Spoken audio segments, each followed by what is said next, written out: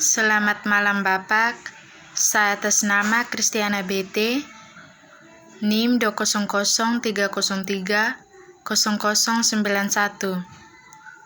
kelas C semester 2. Baik, langsung saja di pembahasannya. 1. Perkenalan. A. Apa itu teori sosiologi? Teori adalah sistem pernyataan atau proposisi umum tentang fenomena. Namun, ada dua ciri tambahan yang membedakan teori ilmiah dari sistem gagasan lain, seperti yang ditemukan dalam agama atau filsafat. Teori ilmiah. 1.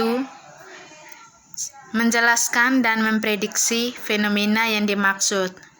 Dan 2. Menghasilkan hipotesis yang dapat diuji dan dengan demikian dapat dipalsukan. Hukum universal dimaksudkan untuk menjelaskan dan memprediksi peristiwa yang terjadi di dalam atau dunia fisik. Misalnya, Isaac Newton menetapkan 3 hukum gerak. Hukum pertama, hukum kelembaman, menyatakan bahwa benda yang bergerak akan tetap bergerak dan benda diam akan tetap diam, kecuali jika ditindaklanjuti oleh gaya lain. Dalam penjelasan dan ramalannya mengenai pergerakan benda, hukum ini melampaui batas ruang dan waktu. Mirip dengan Newton, hukum inersia, teori sekularisasi, seperti yang disebut, tidak dibatasi dalam ruang lingkup untuk periode satu waktu atau populasi. Sebaliknya, itu adalah proposisi abstrak yang dapat diuji dalam masyarakat apapun. Setelah konsep-konsep kunci yang membentuk teori yang modern dan agama yang didefinisikan, dan sekali langkah-langkah diamati ditentukan. 2. Karl Marx pada tahun 1818 sampai dengan 1883. A. Sketsa biografi. Karl Marx lahir pada tanggal 5 Mei pada tahun 1818 di Trier, sebuah kota komersial di barat jaya Jerman, Rhineland. 1. Diturunkan dari garis rabi di kedua sisi keluarganya. Marx, ayah Heinrich, adalah seorang pengacara berpendidikan sekuler. Meskipun Heinrich tidak aktif mempraktikkan Yudaisme, dia menjadi sasaran antisemitisme. Dengan Prancis ceding dari Rhineland ke Prusia.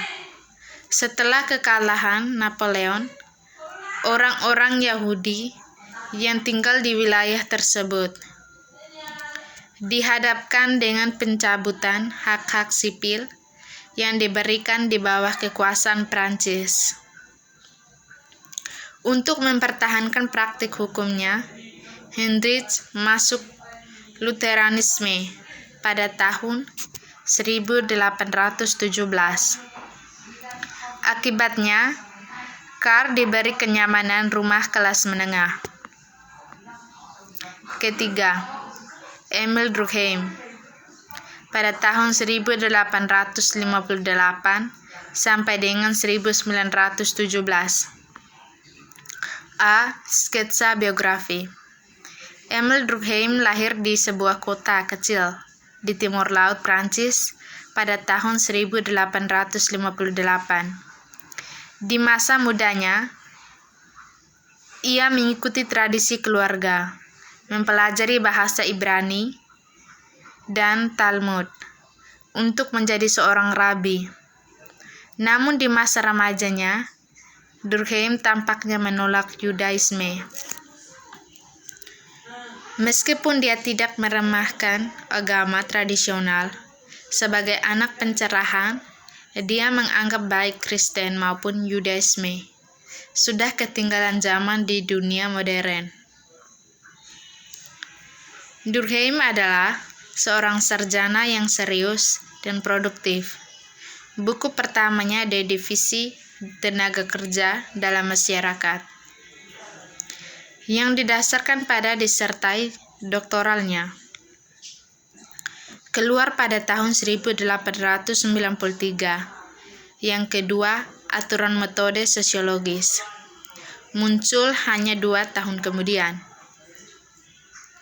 B. Pengaruh intelektual dan ide inti.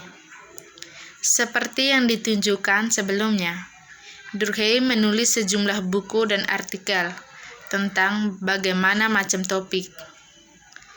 Namun demikian, ada 2 tema besar yang melampaui semua Durkheim bekerja. Pertama, Durkheim berusaha untuk mengartikulasikan sifat masyarakat, dan karenanya pandangannya tentang sosiologi sebagai disiplin akademis. Durkheim berargumen bahwa masyarakat adalah kekuatan supra-individu yang ada secara independen dari para aktor yang menyusunnya.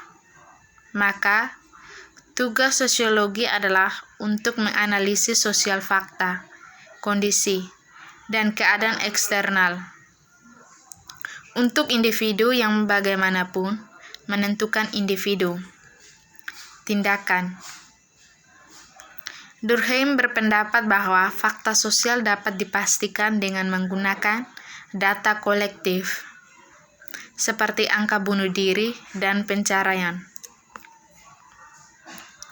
4. Max Weber 1864 sampai dengan 1920. A. Pengaruh intelektual dan ide inti. Weber bekerja meliputi berbagai lingkup kepentingan substantif. Kebanyakan, jika tidak semua tulisannya, memiliki dampak yang mendalam pada sosiologi. Dengan demikian, upaya untuk sepenuhnya menangkap luas dan pentingnya keilmuannya melampaui batas 1 bab. Namun demikian, kita dapat mengisolasi beberapa aspek dari karyanya yang jika digabungkan berfungsi sebagai dasar untuk memahami dorongan di balik sebagian besar tulisannya. Untuk tujuan ini, kami membagi diskusi kita di bagian ini menjadi 2 bagian besar. 1. Weber, pandangan dari ilmu sosiologi, dan 2. Pertunangannya dengan karya Friedrich Nietzsche dan Karl Marx. 5. Charlotte Perkins Gilman pada tahun 1860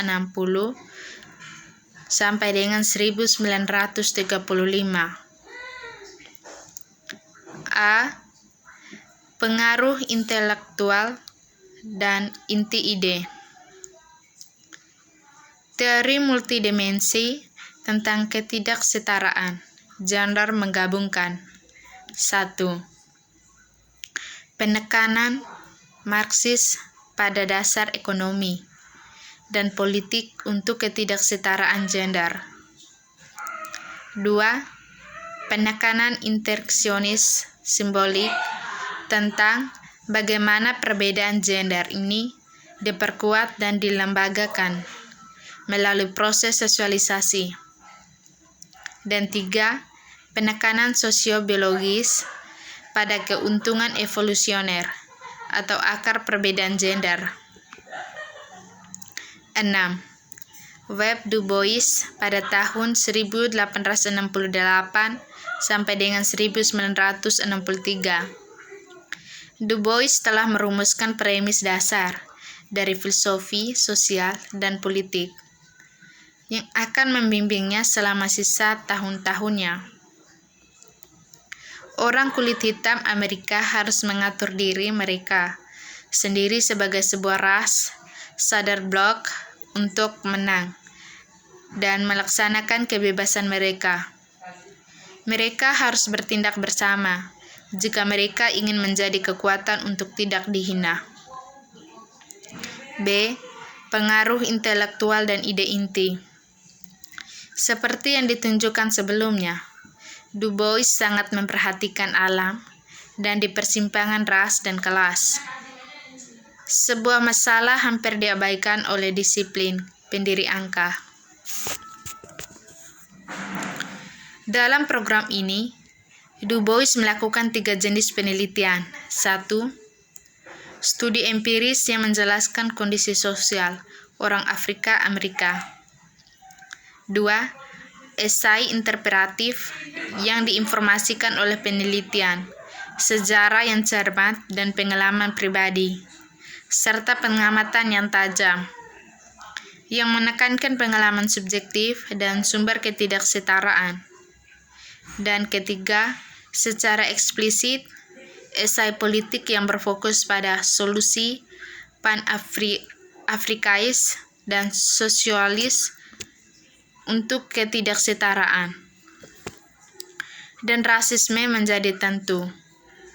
3 gaya tumpang tindih dan elemen masing-masing yang jelas di sebagai Du Bois bekerja.